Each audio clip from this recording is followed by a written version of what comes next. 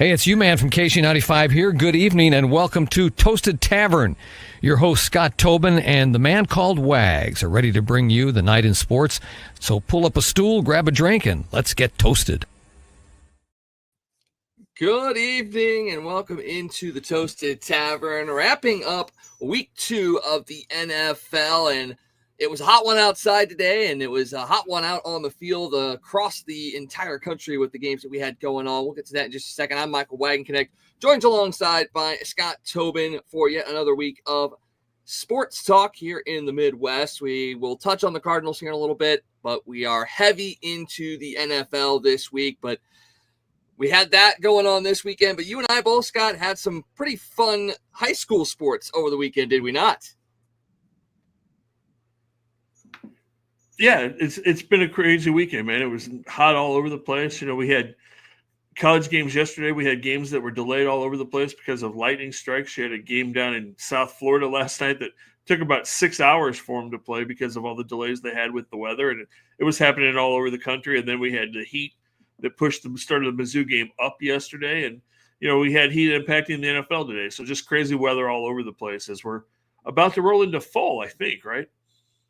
I think we're supposed to. I mean, we got 90 degrees, I think, the rest of this week, but I think it will finally crack by the time we hit the weekend and into next week. And it's just the perfect time to have that fall weather coming in because we are getting plenty of football, high school, college, NFL related all across the board. And it was a great weekend for football, especially across the St. Louis area. The high school games were great. Mizzou played a wonderful game. Illinois played a really good game after a bit of a rough first half against their opponent. And you get into the NFL, and yes, we don't have a team here in St. Louis, but you had a lot of games that really shone well across the area and had some impact by some local products as well. Let's talk about week 2 because it's getting ready to start the Sunday night game. And we had a bunch of really fun games that occurred Thursday night and all day today. Just a quick hit for you. Which one of the games that you've seen so far has been the best of the week of week 2?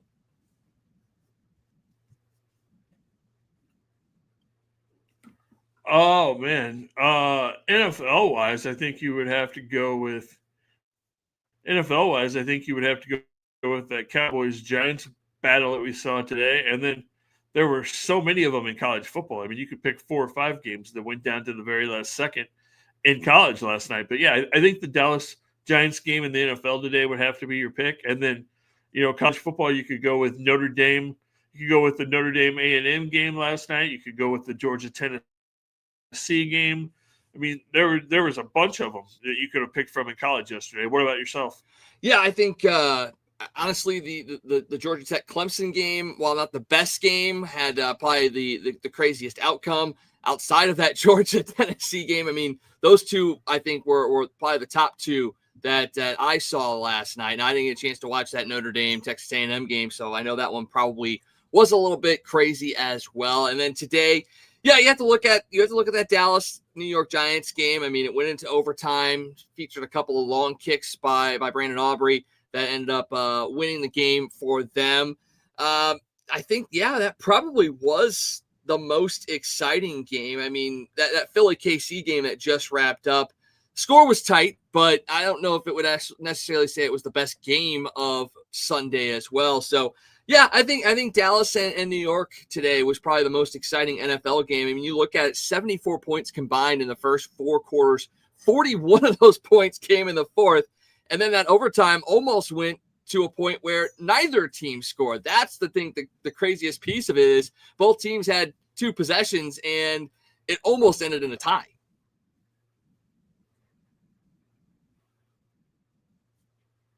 Yeah, you know, and that's the craziness of sports. You know, you have the fourth quarter like you had where everybody was marching up and down the field, and then you get into that overtime period and nobody can do a whole lot of anything.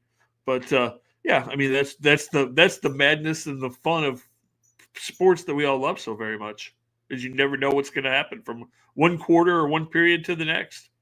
Yeah, and we saw a couple more exciting games today as well. I mean, back and forth. They went, Cincinnati and Jacksonville was a last second touchdown in a sense for the Bengals to get that one as Jake Browning. Yes, Jake Browning, not Joe Burrow, ran the ball in for the game-winning touchdown. That's because Joe Burrow left that game with a toe injury in the first half. And Jake Browning came in, did a nice job. He was able to lead his team back, and he used Jamar Chase, Joe Burrow's favorite target, to help in that endeavor.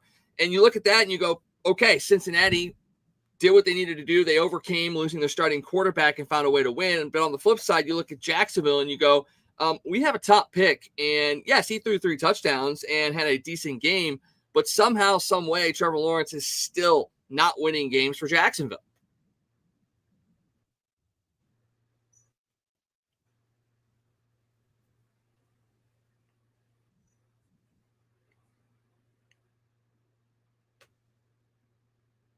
But you look at what Trevor Lawrence has gone through in Jacksonville. He's in his 4th year and his 3rd head coach and his 4th offensive coordinator. And, he hasn't had any type of stability in Jacksonville. He did get him to the playoffs in that 2nd year when they were a little bit stable. But, yeah, I mean, when you're dealing with those kind of things, I mean, it's the same kind of thing we saw when Baker Mayfield was in Cleveland, and everybody said, oh, he was the number 1 pick, but he hasn't lived up to it. Well, he had 3 coaches and 4 offensive coordinators in 3 years. And then you get him to Tampa where things are stable and look what happens. So I think if Trevor Lawrence has the same coaches, has the same system, has the same philosophy for more than a year, I think maybe you will see the player that everybody thought he was going to be coming out of Clemson. But, people forget how important that is. I mean, the players can be unbelievably talented, but if you're constantly changing coaches, you're constantly changing coordinators, you're constantly changing schemes and offensive philosophies every year, you know how hard that is for a player to try to get into a rhythm and figure out exactly what they're doing, especially a young player like that that's still trying to get his legs under him coming from college to the NFL and somebody that had that much hype on him. Oh, yeah, 100%. And it kind of begs the question, you saw what Baker went through in Cleveland and found success in Tampa Bay. Is it a matter of how long does Jacksonville stick with him? And if they do they give him that stability? Or will fans push management to offload him or let him walk when he gets to free agency, which is still a ways away because he just signed a new contract? But, is it one of those things where Lawrence is going to be successful somewhere else, or do Jacksonville owners see what happened with a guy like Baker Mayfield and give him that time with stability? Because, again, like you said, 3 coaches in his first 4 years, it's not like they have given him that stability, like you said. So will they give him that going forward now, or is he destined to move on and find success elsewhere?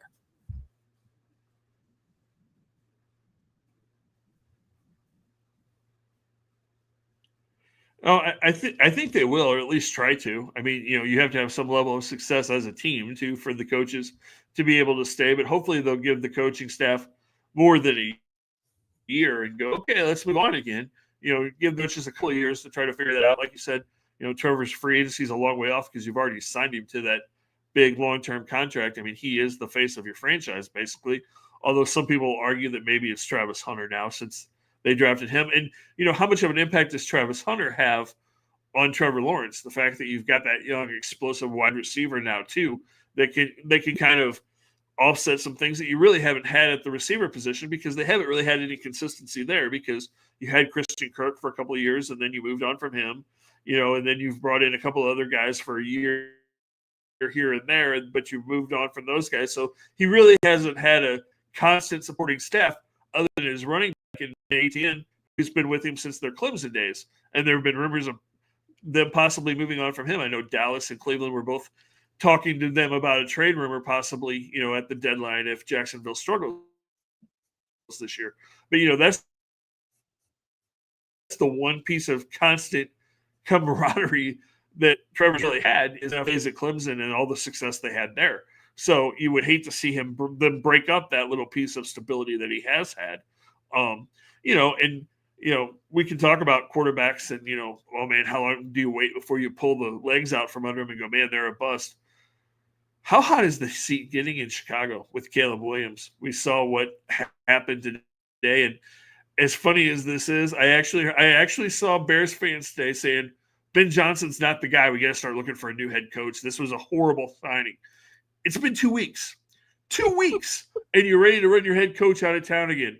Watching, I didn't see a whole lot of football today. I saw the last couple of minutes of that game, but just watching Caleb Williams' demeanor on the sense, just watching him, I would be a little bit concerned. And it's been my concern with him going all the way back to college is, that he seems, if things aren't going well, he seems like he's kind of checked out and almost kind of pouting. And that's the way he looked today. He was on the sidelines by himself. He walked off the field. He wasn't talking to his teammates. He walked off by himself, wasn't around anybody else, wasn't discussing anything. And we've seen that going all the way back to his USC days, where it seems like when things go bad, he just kind of pouts and is not able to kind of bounce back. So I think there is concern about Caleb Williams in Chicago. I mean, I don't know how many quarterbacks you can draft in a 10-year window with the number one pick and keep moving on. He's number 3, obviously. But, I think there has to be some concern at his maturity level.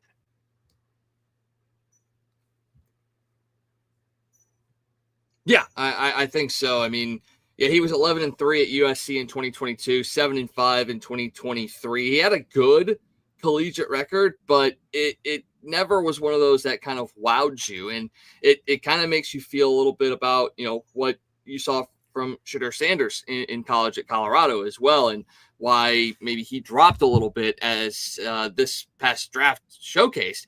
But for Williams, yeah, you look at it and coming into this season, yeah, he struggled in his first year. He didn't have an offensive line that could protect him, and the offensive scheme was just very, very poor. Well, now you bring in a guy that is an offensive wizard. You saw what he did in Detroit. You build up that offensive line to try and give him as much protection as possible. Yes, he maybe doesn't have all the weapons that he could possibly need there, but he's got a receiver. He's got a decent running back, and he's got a tight end. So he should have the necessary weapons for him to be successful. And granted, again, like you already said it about Trevor Lawrence, it's a second head coach in 2 years for him. It may take a little while for him to get to that point. So, and I know that Bears fans are very fickle and they want immediate results. And the fact that they're already questioning their coach makes you go, yeah, that makes sense that they're already questioning their quarterback as well. But I still think you got to give him just a little bit more time this year, along with Ben Johnson, to get their offense into a rhythm. Let everybody kind of get comfortable with the plays and the schemes and all of that stuff. And yeah, if we get to week 10 and this team still has yet to win a game, I think you really do have the good chance of taking a critical look at Caleb Williams and seeing how he fits into this scheme. Because Ben Johnson, again, this is his first year there. He has to implement his schemes. He has to make sure he has the team there that can execute those plays and that scheme. So you can't throw him out with the bathwater right away, although some teams have done that in the past, even less than a year. But he came so highly regarded, and you saw what he did in Detroit, that you have to give him time to get players in there that'll fit. But if you get to that week 10 mark and you're winless, you do have to start questioning for sure what Caleb Williams brings to this squad, because he hasn't grown in this year with Johnson, even though he had flashes last year, and he'll probably have flashes this year as well. It's something you have to question, but you can't do it right this second. No, and there's a lot of things working against Caleb Williams too. I mean, one of them is always going to be Jaden Daniels, because everybody in Chicago are saying, oh man, we made the wrong pick again. It's kind of like the thing where we made the wrong decision again for our quarterback, and that's hurting. The fact that Drake May is advancing in New England faster than he is hurting him. And the biggest thing that's going to hurt Caleb Williams in Chicago, or that has hurt him, is Caleb Williams himself, because of the comments that came out, from him and his dad, that he didn't really want to go to Chicago, and that, he wasn't sure that Chicago was the place, and he wasn't sure that comments, whether he really said them or not, the fact that they've been, brought back to them and brought up multiple times that he wanting to be a Bear in the first place, so he doesn't totally have the support of the fan base behind him anyway because of those things. Then, it's the little things that he's doing that they're poking at and going, man, is he really concerned about football? Painting his fingernails. I don't know if you saw it last week. He came out on the field when they played the Vikings and he was wearing purple and gold earrings. It's like, okay, what are you trying to do? You haven't done enough to be doing those kind of things right now. And, and the fan base is going to jump on that. They're going to go, see, he's more interested in making some kind of fashion statement or whatever his social statement, whatever he's trying to do, than he is about winning football games. And he's got to be mature enough to understand that, hey, I'm supposed to be the face of this franchise, and I haven't done enough, and I haven't matured enough and shown enough to be able to do those kinds of things yet. In 4 or 5 years, if you're winning and you've won the fan base over and things are going well, then yeah, you can start showing your personality. But until that point, when you're struggling and you're not playing well and there's all these other things going on, it's just a bad look. Yeah, and you got to have a gravitas behind yourself to be able to push, your social pieces in a sense. And I'm not sitting there saying that, raising awareness for suicide prevention and all that stuff is something he shouldn't be doing. Like, yes, if you have the ability and a platform to put that out there, I mean, we've seen it. It is a very, very important piece to be thinking about. But at the same time, you have to have that gravitas behind you to have more of the extreme pushes, like wearing, the earrings the color of your opponent when you're going out onto the field, things of that nature. I mean, you've got to have that gravitas and that again, a little bit of that maturity. The other stuff, the suicide prevention awareness and any of those other things, yeah, push that as much as you possibly can, because you have that platform now. And even if people are looking at you in a negative light and are like, oh, you're terrible, at least hopefully that piece will still stick out and stick in the back of their mind that even though, oh, we don't like this quarterback, but he did have that one thing, I'm going to at least remember that for the future. It's a fine line to walk for sure. But when you're trying to make yourself a bigger personality in a rookie year or a second year when you haven't done anything, that is a little bit harder of a thing for fans to swallow, because, it's making yourself more about you than the team. And you're not going to be winning anybody over if you're putting yourself out there grandly, yet on the field, you aren't doing anything to help your team win.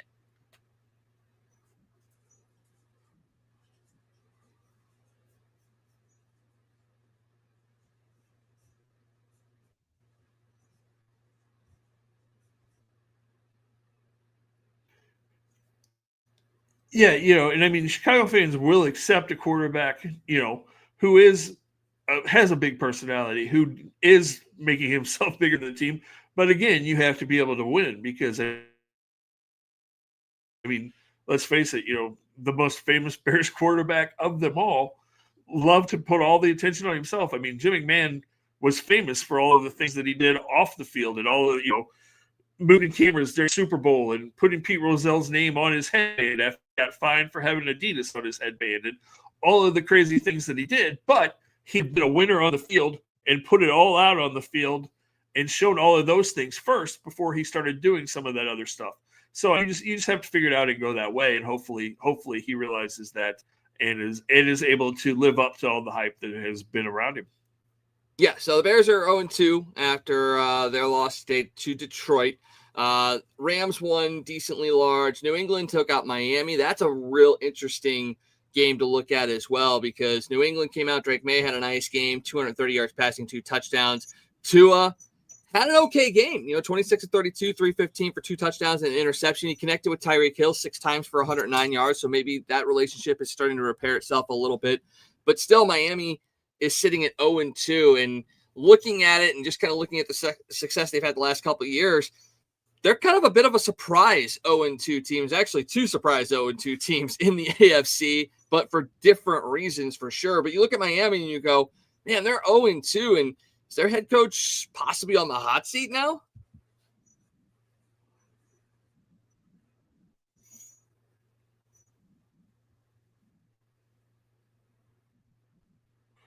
Oh, I think he is. I think he is because there have been so much expectation around that team for the last 2 or 3 years since you brought in Tyreek and drafted Jalen Waddle and Tua. And this offense was supposed to be explosive, and we've seen flashes of that, but they haven't been able to sustain that or build on it or exceed what they did a couple of years ago. As far as they've gotten is the first round of the playoffs and the Ice Bowl in Kansas City a couple of years ago, and it seems like they got blown out in that game, and it seems like they were never able to bounce back from what happened to them in that playoff game. And we've seen them move on from a bunch of key pieces of their defense, and it's, I think there are a lot of questions. It sounds like from people in the know in Miami that he doesn't have a whole lot of control in that locker room, that it's kind of chaos, and maybe he has lost a lot of the respect from his players. So I think he may very well be one of the first coaches we see go before the season's over.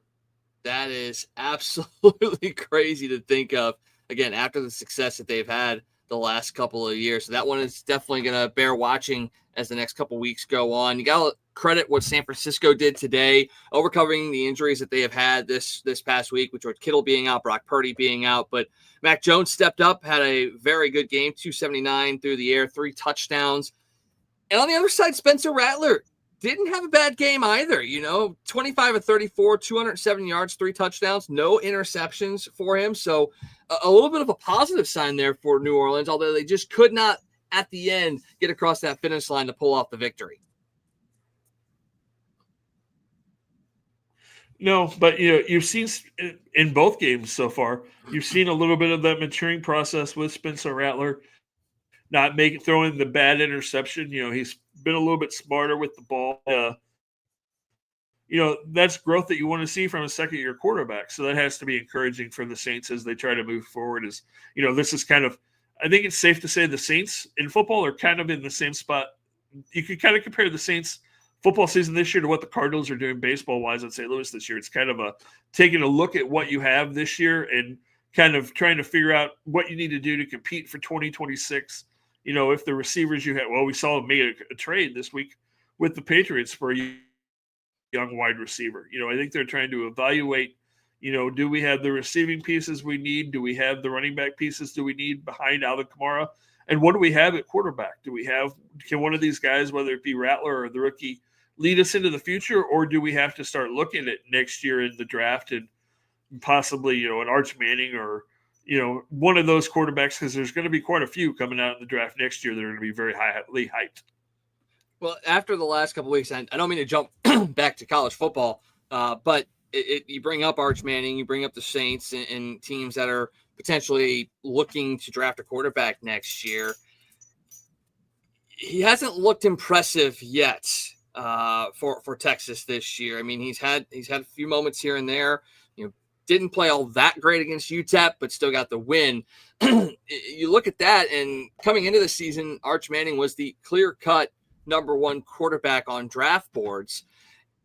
I'm not going to sit there and say, do you have a college quarterback that you see better than him or any of the rankings in that aspect? But if you're a New Orleans Saints general manager, are you sitting there going, maybe we don't want to tank for Arch in a sense? And are you really evaluating other avenues outside of the draft because he may not be the guy that you think he's going to be?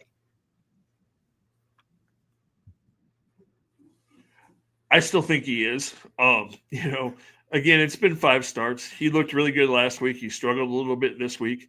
He's still trying to figure it out, and he's still got the rest of the season. I mean, we're 3 weeks into the season. He's still got 8 weeks in college. He's got plenty of time. So I think that's a possibility. And again, like we talked about, there's lots of other quarterbacks that are going to be in the draft that you could look at.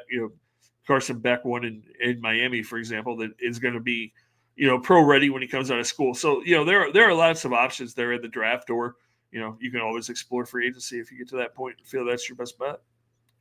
Lots of different options for sure for New Orleans if they choose to go that route. I know you said that you got home a little bit later and caught tail ends of games, but I don't know if you got a chance to see some of the highlights from the early games and saw the the very odd touchdown that Seattle scored today in Pittsburgh. And it all had to do with the new dynamic kicking system that is put in place right now. A ball landed in the quote-unquote landing zone. This is all pulled from the UFL. Ball landed in the landing zone. The Steelers receiver kind of misjudged it. It hopped over his shoulder. I don't know if he touched it or not, but it ended up going into the end zone. And nobody from the Steelers went back to essentially down the ball. Seattle recovered it in the end zone and scored a touchdown, which in effect completely flipped that game around and had Seattle go on a 24-3 run to end that game and take the victory 31-17. Did you get a chance to see that play? And then B, are you surprised that a Mike Tomlin-led team wasn't aware and up to date on that policy and allowed that to happen? It's funny. I was actually listening to that game in my car as I was headed home this afternoon, and so I heard it happen on the radio. Yeah, I kind of knew the rule change and how all that was playing out, and obviously the Steelers weren't exactly 100% sure of how that all worked out, as they were kind of confused, and we saw the fans in Pittsburgh extremely confused as everything was going on today. There's so many weird rules on kickoffs and special teams now. I know it's all in trying to keep people healthy and try to keep major injuries from happening on kick and punt returns. But, some of it's almost kind of comical watching some of these things that they've put into the league to try to make things safer. It almost detracts from the game more than the safety issues really help, I think, in some ways. Well, and I think the reason that they made this move is to encourage more returns, because I think last week the returns were up in games from last year. So again, it's weird because it's like blending safety, but also trying to put back into the game something that I feel like they've lost over the last couple of years as well. So yeah, it's just a weird, confusing kind of dynamic of what do you actually want and how are you going to get there without really screwing with the game. Yeah, and they have changed so much. You've taken out the wedge, you've taken out different things in kick returns, trying to make it safer. And I think you're right. I think returns were up a little bit last year because of the landing zone and the way they're doing some of these things. But it's just, for somebody that grew up watching football, some of these things, it's like, man, that's not really football. That's, and I understand. Again, like I said, I understand trying to prevent serious injuries because none of us want that. And we saw a couple of pretty serious ones happen in college football last night if you were watching games around the country. So I understand it, but at the same time, it does take away from the game in some aspects. Well, for Seattle, here's a stat that is a bit surprising. In their last 25 games that have started before 10 a.m. Pacific time, so pretty much anytime they go to the East Coast in that area, Seattle is 20-5 in those games. If I would have known that going into the day, I probably would have picked them instead of the Steelers, because that is a heck of a record for a team traveling to the East Coast, because we see a lot of these West Coast teams, when they go to play those early games on the East side, they are not ready for it. But for some reason, Seattle, they've got the formula down, and they are dominant on the East Coast. Yeah, that is odd. I kind of looked at that too and thought, oh, Seattle in Pittsburgh? Yeah, I'm taking the Steelers. Kind of the same thing you were thinking. Oh, so often teams that make that West Coast to East Coast trip are a little bit sluggish. But for whatever reason, yeah, they've figured it out. So I'm sure some other teams are going to be trying to study what they're doing to figure out how to make that work for themselves. That they probably will. Let's look at some of the afternoon games, the late afternoon games. Had an absolute thriller in Indianapolis, and probably one of the surprise teams to start this year are the Colts. They're 2-0 after a dramatic comeback in a game against Denver, a team that we believe is on the rise and can challenge in that AFC West. Maybe not necessarily challenging the Chiefs, maybe challenging a team like the Chargers. But they ended up having a game-winning kick that they missed, but a leverage call was called against Denver, gave them another shot, and allowed them to kick the game-winning field goal to come away with a 29-28 victory and move to 2-0. Daniel Jones, 316 yards through the air and a touchdown. Very much game management in this game.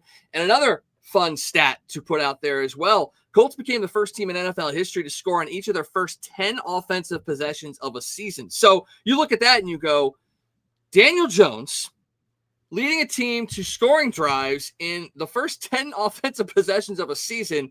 Is this the same Daniel Jones we saw in New York with the Giants? And if that's so, if that's not the case, if he is actually a good quarterback, are Giants fans worried now because they got rid of the wrong guy?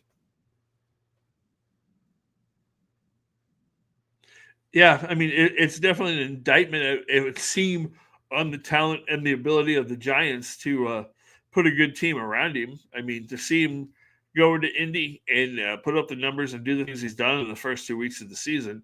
I mean, obviously, he's gone into a much better situation with a whole lot more talent in Indianapolis than he had dealt with the last couple of years with the Giants. Because, I mean, let's be honest, for most of his career with the Giants, he had Saquon, and that was pretty much it. He didn't really have anybody to throw to.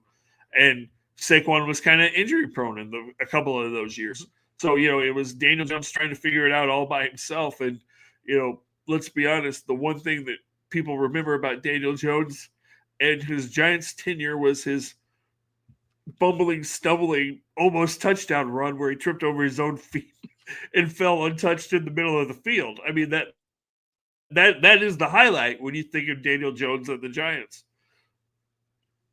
Well, Saquon and Daniel Jones 4-0 to start the season. The New York Giants are 0-2. So sorry, Giants fans, but you may be in for another long season, especially considering, you got Russell Wilson at quarterback and he's good at times and not good at others. So we'll see how that goes. Carolina, Arizona was also another really fun game to watch. The Cardinals came away victorious, but Carolina led pretty much every major category in the game.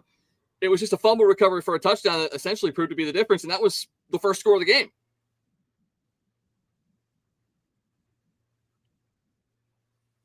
Sometimes it's better to be lucky than good, man. That's the way that works sometimes. That it sure does. So Kyler Murray leads his team to a victory, touchdown and an interception on 220 yards.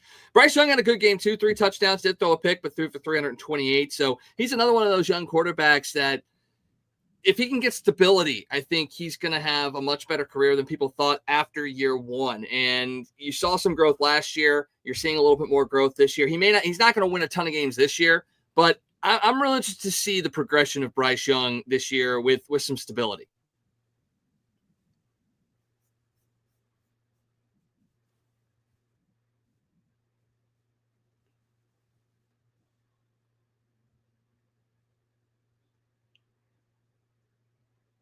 Yeah, I'm high on Arizona going forward, man. I think with Kyler and with Marvin Harrison Jr., I think they've got that quarterback wide receiver combo now. So I think Arizona is going to be a team that's going to be somebody that you really have to watch out for in the NFC West over the next few years. And then moving over to the AFC West, we had the Philadelphia Eagles and the Kansas City Chiefs in the late afternoon game, and Chiefs drop another one. First 3-game losing streak for Patrick Mahomes in his NFL career. First time since college that he's lost 3 straight games. And again, it all comes down to weapons that he has available. And the fact that Rashee Rice is out, Xavier Worthy is out. Travis Kelce had a good game. He had a couple catches, but he had a pretty crucial ball that hit off his fingers that led to an interception that ended up turning around the Eagles for a drive that gave them a touchdown that essentially won the game for him. You look at the Chiefs and you just go, oh, you got a very tough AFC West. You're 0-2 right now. Now, granted, neither one of them was the conference or a divisional game. The other one was not, but you're still in it divisionally. But you have a lot that needs to kind of get cleaned up, not just on the field, but health-wise as well. A couple of guys went down in this game early too. So there's a lot of worry in Kansas City right now. And I don't know how quickly they're going to be able to turn it around, but you got to feel like they are going to turn it around, especially with Patrick Mahomes kind of leading the charge.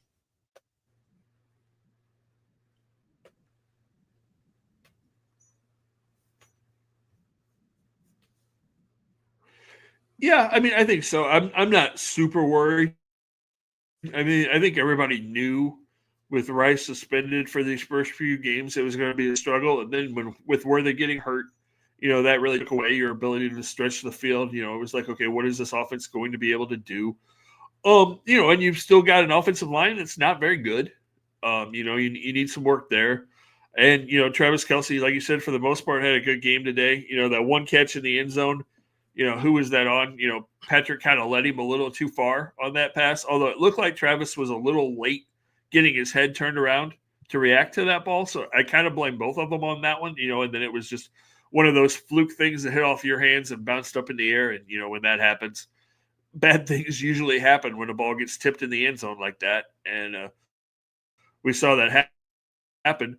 But you can't talk about this game today for the Chiefs and not say that might have been the worst refereed game I've seen this year in the NFL, because the refs were absolutely awful in that fourth quarter. I mean, the Eagles had 3 or 4 false starts that they completely missed. And I mean, it wasn't even close. One time you had your guard and your center and your tackle, all 3 move, and they didn't throw a flag. Well, it gets pretty bad when Tom Brady, the master of, getting every single little inch of advantage he possibly can, is the one calling it out, saying, why is that not offside? Or why is that not a false start? Why is there not a flag? Blah, blah, blah, blah, blah. I mean, I have not watched a game with the Eagles where a broadcast has actually called out the amount of penalties that the Eagles are committing on the quote unquote tush push. Now, it has come about in other conversations, in pregame and postgame shows, halftime shows, all that kind of stuff. But directly in the middle of the broadcast, of the play-by-play, to have that being called out and the refs not doing anything about it, it really makes you sit there and go, they have to take a look at this. I mean, it's been looked at already once before and they found it to be quote unquote legal, but now with these linemen getting that extra little half a second to get the leverage that they're getting, they have to figure out a way to either get some look in there that'll signify if it's a false start, or find a way. I don't want to say ban it because it is a legal play, but there's got to be something done. Yeah, no, you can't have that. I mean, there's, like Tom said a couple of times, there's absolutely no way to stop that if they've got their momentum already going because you've allowed that false start to happen. And so, yeah, the league's got to look at that. They've got to look at that tape today. And, something needs to be said tomorrow by the NFL, because it was brought up multiple times today and it was blatantly obvious. I mean, there's no way to say, it was questionable. No, there was nothing questionable about it. I mean, the refs blew those calls multiple times and it affected the outcome of the game. So yeah, it's going to be really interesting to see. I would be shocked if there's not a statement from the head of the officials or from the league itself in the next couple of days, just about the fact that they've got to look at that and the refs have to be better and make sure that that doesn't happen, because, that's just that it affects the outcome of plays. It affects the outcome of games, and that can't happen. Well, and I'll say this. The Kansas City defense was really good today. They gave up 20 points, but a lot of that was the beneficiary of those tush pushes that resulted in more yardage being gained and downs being advanced and all that. The defense played a really, really good game. They had two breakdowns in the defensive backfield, and one of them was the big catch there by Smith that set up the essential game-winning touchdown. But outside of that, very impressed with that Kansas City defense, something that they struggled with a little bit last year and forced the offense to kind of have to find ways to put points up on the board. But you look at the offense for Kansas City, and we've already talked about it. I liked what I saw from Tyquan Thornton in this game. Yes, really only had the one catch that was the touchdown, but he had a couple of targets that he got his hands on that, if he brings it down, could have changed the aspect of that game. He might be one of those guys that you look at later in the season and go, that's someone we didn't look at the beginning of the season as a playmaker. He could be the guy that maybe they've been missing here. He showed a little bit of the ability to stretch the field, but he also showed that he could run those shorter routes as well. So I'm going to be interested to see what Thornton's going to be able to do over the next couple of weeks with Rice and Worthy still out. Yeah, they need him to step up and really emerge and kind of become that guy, because, like you said, those two guys out, and even when you get both of those guys back, how sharper they're going to be.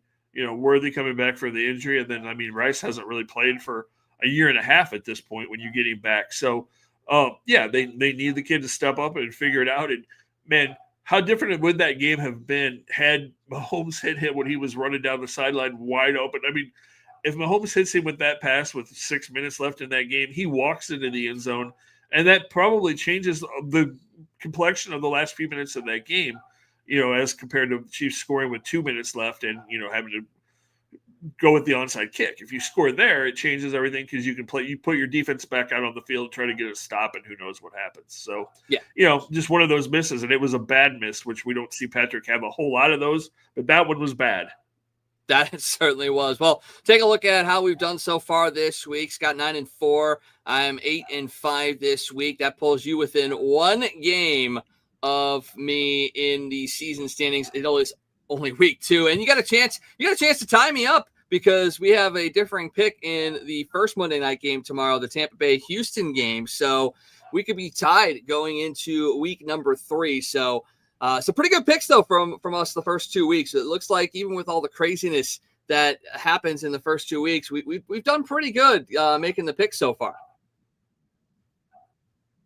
Yeah, not too bad because, first few weeks of the season are always so wild because you never know what to expect. You never know what teams are going to look like. I mean, you think but until the season gets started, you never really have a good feel for how these teams are going to come out. So, to be where we're at right now is not too bad. All right, let's jump over to college real quick, talk a little bit about Mizzou. They moved to 3-0, and they've got a big game against South Carolina coming up on Saturday. Last week, we were real high on the fact that this was going to be a college game day game because it was potentially going to be a ranked South Carolina team coming in here against a ranked Missouri team. Everybody was hyped up about it. There was a lot of rumors out there. It was either going to be the 6th game on ESPN or 6:30 on ABC. And it was tracking that way, especially the way Mizzou played on Saturday. They took care of business against Louisiana. That's a usual trap game for them, and we got to be careful because the UMass game in a couple weeks could be a trap game as well. But they did what they needed to do. It's unfortunate, though, for South Carolina because not only did they lose to Vandy and fall to 2-1, they also, in the game at least, lost their quarterback, still waiting to find out if he is not going to play on Saturday. So that dropped that game from a potential game day one to the 6 o'clock ESPN game. Still prime time for Mizzou, which is really good to see a night game. But a little bit of a downer for people because that may have been the chance for game day to come to Columbia and see the raucous crowds that can come out there and what Mizzou is all about. It hurts. You were hoping to do that. I'm going to put this out there right now, though. The big chance for game day 3 weeks from now when Alabama comes to Mizzou, look for that game to be if Mizzou does what they're supposed to do in the next couple of weeks, because Alabama looked really good last week or this week. Look for that game, the first weekend in October to be Mizzou, Alabama, and be that 6:30 game and possibly game day. If Mizzou can beat South Carolina and not stumble against UMass, I think you're looking at a real good shot at that happening now.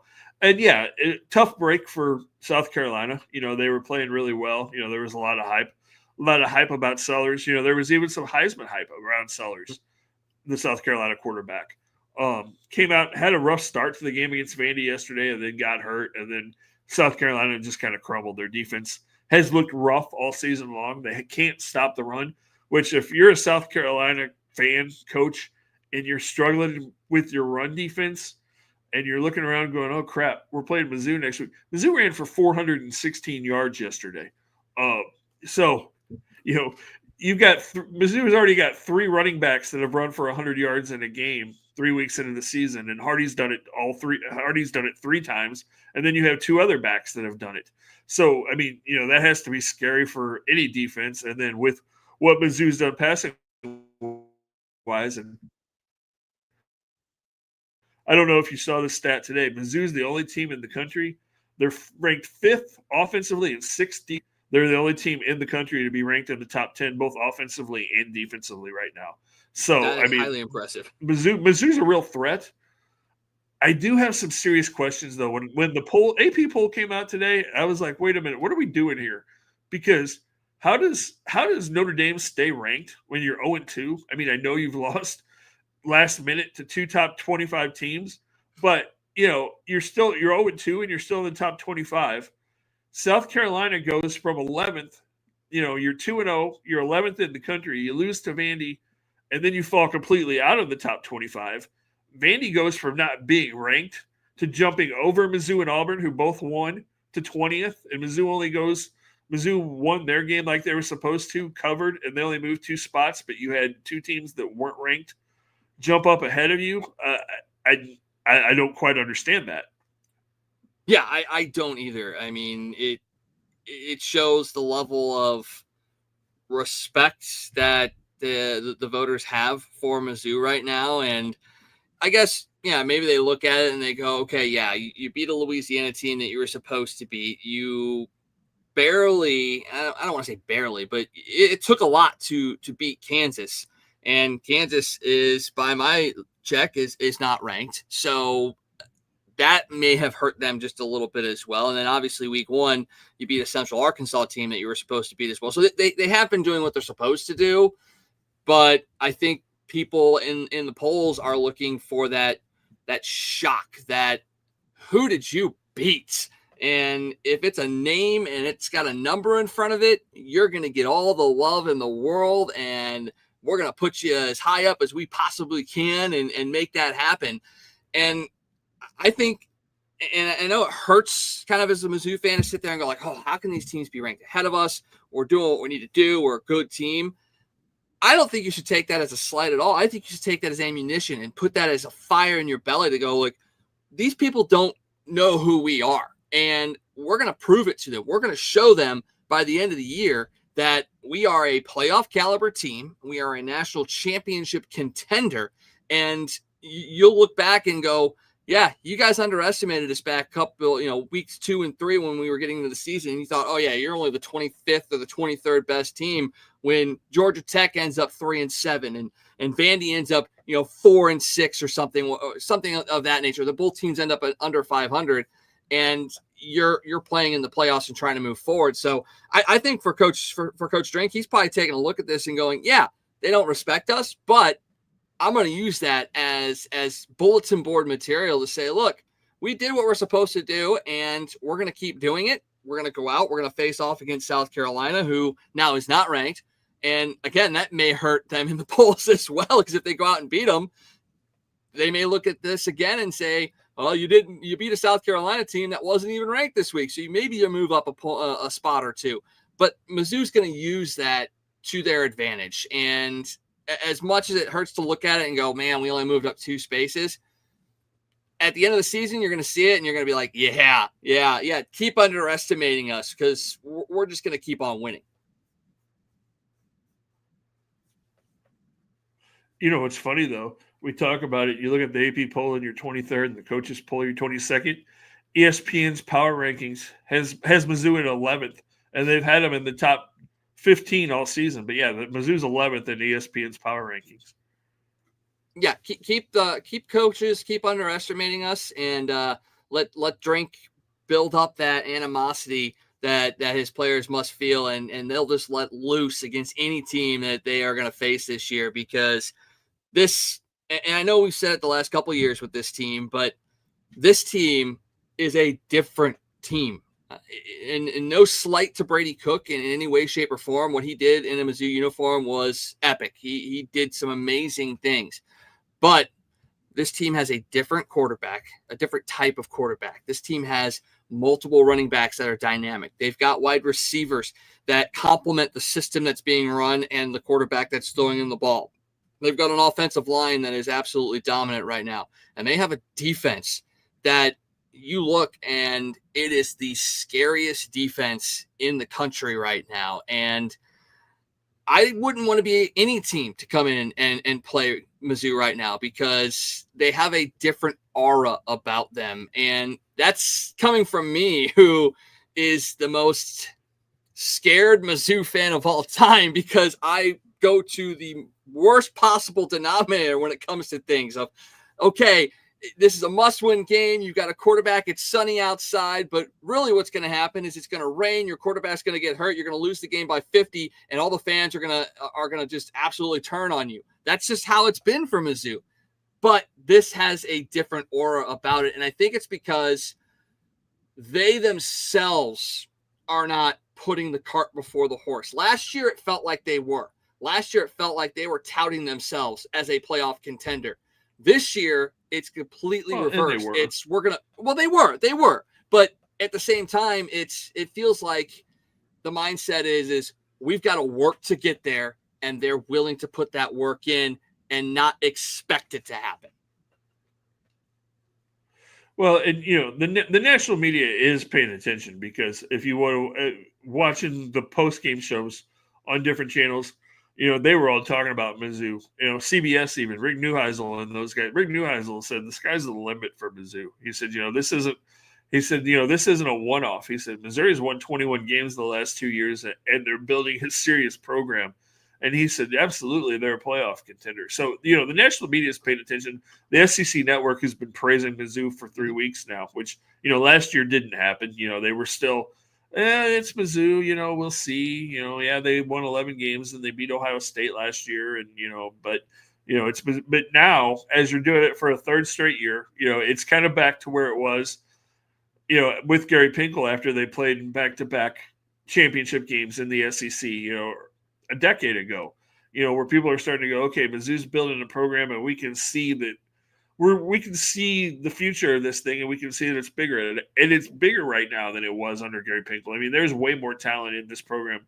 Eli's done an unbelievable job of bringing kids in, and he's doing something that Pinkel wasn't able to do. I mean, yeah, we got Jeremy Macklin, but that was really the only St. Louis kid that really went to Mizzou and shined during the Gary Pinkel days. They still just really weren't jumping on the bandwagon to go down there.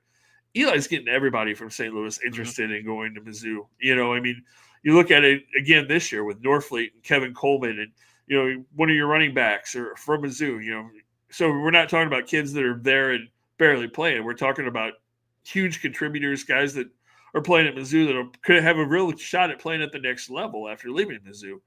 And that's what you need for this program to continue to build. You've got to get those St. Louis kids to continue to want to go there or to transfer there like Kevin Coleman did. He went to LSU for a year and then said, hey, you know what? I'm going to go to Mizzou. And he came in, and we're seeing what he did. He had 8 catches and 94 yards again yesterday. So, it's impressive, and it keeps building. And, Coach Pinkel was in St. Louis this weekend on Friday night. He hit a couple of high schools visiting recruits.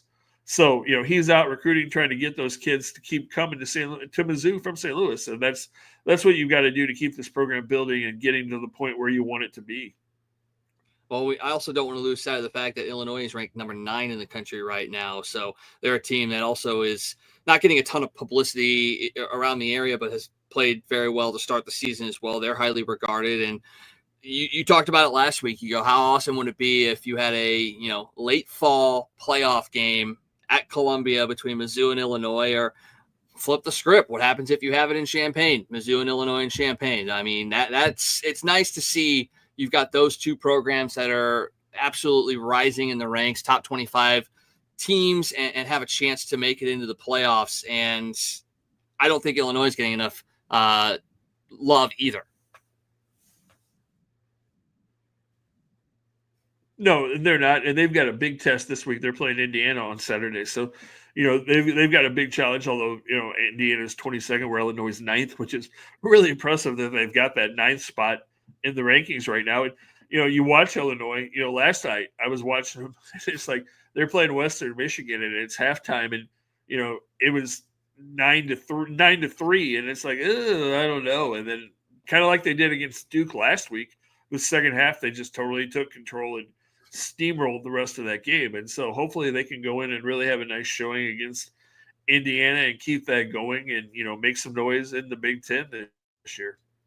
Yeah. And they're a program that has been able to keep coordinators and kids in for multiple years. And that's a big help for them as well. All right. One last thing before we get out of here, gotta get some things moving along here. And, the Cardinals.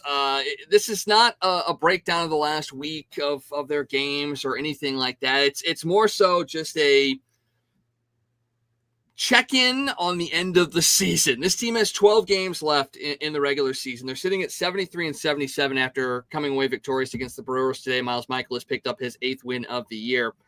This team needs to go 8-4 to avoid a losing season. They got 3 against Cincinnati, 3 more against the Brewers, 3 more against the Giants in San Francisco, and 3 at the Cubs to wrap things up. Your gut reaction, does this team have the ability, and will they find a way to go at least 8-4 and finish at least at 500 this year with Mason Wynn out of the lineup because he finally got shut down for that knee injury? Do they have a chance to avoid a losing season?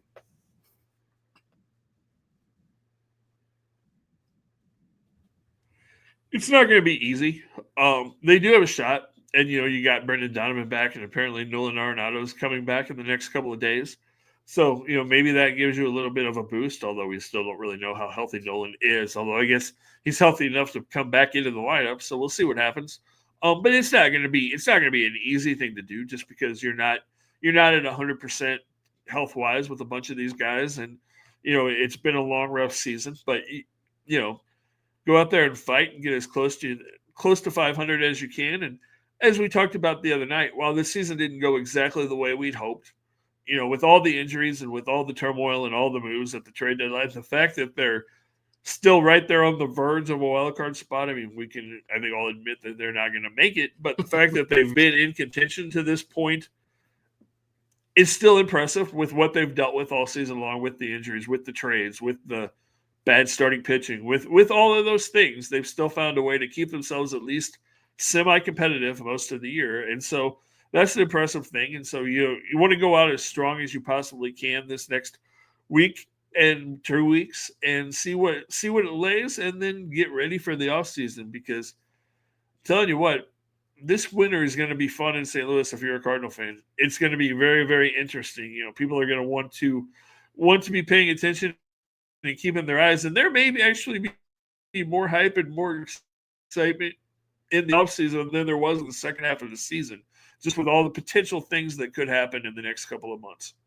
Yeah, and we'll have a breakdown and our kind of recap of the Cardinals season in a couple of weeks after the season is wrapped up and they are officially eliminated and the season is over. We'll kind of break down what went right, what went wrong, what do the future look like for some of the players, some of the management, and just so much more when it comes to the Cardinals, because there's a lot of things that have been bandied about as far as movement is concerned. So nothing to talk about right this second, but we will have some things to discuss here in the next couple weeks. Well, that's going to wrap things up for us. A big week 2 in the NFL. Still got a couple more games. You got Atlanta, Minnesota going on right now. Doubleheader on Monday night tomorrow. Tampa and Houston, and Vegas and the Chargers. So 3 games still left to be played. Make sure you follow along for our picks the rest of the season. We'll get those out to you on Thursday and over the weekend so you can see who we're going with and see who comes away victorious in the season series. Scott, what do you got going on this week and this weekend leading into next Sunday?